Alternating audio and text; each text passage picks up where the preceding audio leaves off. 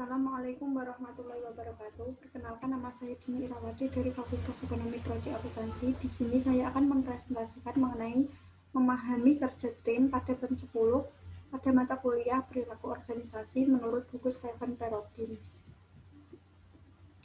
Alasan mengapa memiliki tim menjadi sangat populer. Yang pertama, cara yang lebih baik untuk memanfaatkan talenta karyawan. Yang kedua, tim lebih fleksibel dan responsif terhadap perubahan kejadian. Yang ketiga yaitu tim dapat memfasilitasi partisipasi karyawan dalam mengoperasionalkan keputusan, serta tim merupakan sarana efektif bagi manajemen untuk mendemonstrasikan organisasi dan meningkatkan motivasi karyawan. Selanjutnya yaitu apa perbedaan kelompok dengan tim. Pada kelompok, dua individu atau lebih yang berinteraksi dan saling bergantung dan memiliki tujuan tertentu. Serta pada tim, bagian dari kelompok yang dibangun untuk bermanfaatan pada interaksi antar anggota. Serta pada kelompok, tim pemecah masalah. Pada tim bekerja yang dikelola sendiri. Serta pada kelompok, tim fungsional silang. Pada timnya virtual. Tipe-tipe tim. Yang pertama, tim kerja yang dikelola sendiri, artinya kelompok-kelompok yang terdiri atas 10 hingga 15 orang yang memerlukan tanggung jawab dari supervisor mereka sebelumnya. Yang kedua yaitu tim virtual, tim yang menggunakan teknologi komputer untuk mengikat bersama-sama secara fisik yang para anggotanya tersebar agar mencapai tujuan umum. Yang ketiga yaitu sistem multi-tim, suatu pengumpulan dua atau lebih tim yang saling bergantung yang berbagi tujuan dari atasan, tim yang terdiri atas banyak tim. Selanjutnya yaitu tim fungsional silang, artinya para karyawan dari level hierarki yang kira-kira sama tetapi dari area kerja yang berbeda yang datang untuk bersama-sama untuk menyelesaikan suatu tugas. Serta yang terakhir yaitu tim pemecah masalah, artinya kelompok yang terdiri atas 5 hingga 12 karyawan dari departemen yang sama yang bertemu selama beberapa jam setiap minggu untuk membahas cara-cara untuk meningkatkan kualitas, efisiensi, dan lingkungan kerja. Bagaimana cara menciptakan tim yang efektif, yaitu yang pertama melalui konteks terdiri dari sumber daya yang memadai, kepemimpinan dan struktur, iklim kepercayaan, serta evaluasi kinerja dan sistem pemberian imbalan. Yang kedua yaitu melalui komposisi, meliputi kemampuan dari para anggota, kepribadian mengalokasikan aturan, keberagaman, besaran tim, serta pemilihan anggota. Serta yang ketiga yaitu melalui proses yang meliputi tujuan umum, tujuan spesifik, keberhasilan tim, mental, model, level konflik, kemalasan sosial. Kita akan membahas yang pertama dulu melalui konteks. Apa faktor yang menentukan apakah tim dapat berhasil atau tidak? Yang pertama melalui sumber daya yang memadai. Tim merupakan bagian dari sistem organisasi yang lebih luas dan bergantung pada sumber daya dari keluar kelompok untuk melakukan aktivitas. Kelangkaan sumber daya dapat menurunkan kemampuan kerja tim dan tujuan yang akan dicapai. Yang kedua melalui kepemimpinan dan struktur. Tim tidak dapat berfungsi jika tidak dapat kesepakatan mengenai siapa yang akan melakukan apa dan memastikan semua anggota membagi beban. Yang ketiga yaitu iklim kepercayaan. Kepercayaan antar anggota tim memfasilitasi kerjasama, menurunkan kebutuhan untuk memonitor perilaku satu sama lain, dan meningkatkan para anggota di sekeliling keyakinan bahwa orang lain dalam tim tidak akan mengambil keuntungan dari mereka. Serta yang terakhir yaitu mengevaluasi kinerja dan sistem pemberian imbalan. Artinya mengevaluasi kerja dan memberikan imbalan kepada para karyawan atau kelompok atas hasil positif akan meningkatkan tanggung jawab serta individu maupun secara bersama. Berikut merupakan gambaran cara mengubah individu menjadi pemain tim. Yang pertama melalui pemilihan dengan cara merekrut para pemain tim. Yang kedua yaitu pelatihan menciptakan para pemain tim, serta yang terakhir yaitu pemberian imbalan dapat dilakukan melalui penyediaan insentif agar menjadi seorang pemain tim yang baik. Selanjutnya yaitu melalui komposisi tim. Yang pertama, kemampuan dari para anggota meliputi kinerja dari tim bergantung pada tingkat pengetahuan, keterampilan, dan kemampuan dari masing-masing anggota.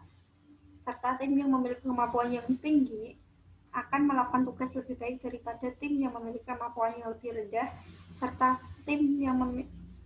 kepemimpinan tim yang cerdas dapat membantu anggota tim yang kurang cerdas dalam menyelesaikan masalah, serta tidak memiliki kemampuan yang lebih baik.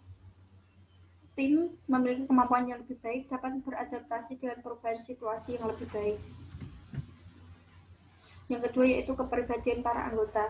Tim yang memiliki tingkat ketelitian dan keterbukaan terhadap pengalaman yang lebih tinggi dari level rata-rata cenderung mengerjakan tugas yang lebih baik, dan sedikitnya level keramahan dari anggota tim yang juga merupakan persoalan dengan membuat struktur yang lebih kognitif, pencapaian orientasi, serta ketahanan. Yang keempat yaitu keragaman para anggota, meliputi suatu kondisi di mana para anggota dari suatu unit kerja, kelompok, tim, atau departemen berbagi atribut demografi yang umum, misalnya umur, jenis kelamin, ras, tingkat pendidikan, atau lamanya layanan dalam organisasi merupakan subjek dari demografi organisasi.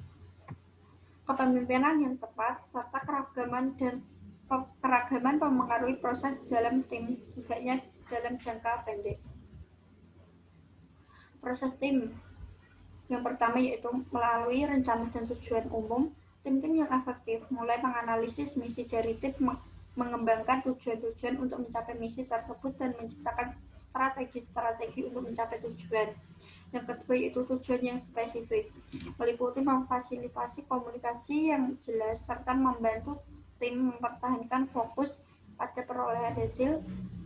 Yang ketiga yaitu keberhasilan tim. Tim yang efektif memiliki kepercayaan dalam diri mereka sendiri bahwa mereka akan berhasil, sehingga kepercayaan tersebut akan memotivasi mereka untuk bekerja keras. Selanjutnya yaitu mental model, pengetahuan dan keyakinan para anggota tim mengenai bagaimana pekerjaan dapat diselesaikan dengan tim. Tim-tim dengan mental model yang dilibatkan dalam interaksi satu sama lain akan lebih termotivasi, lebih banyak tingkah laku yang positif mengenai kerja, dan memiliki tingkat kerja secara produktif yang lebih tinggi. Yang kelima yaitu level konflik. Hubungan konflik adalah hal-hal yang didasarkan pada ketidakcocokan interpersonal, ketegangan, dan kebencian terhadap orang lain.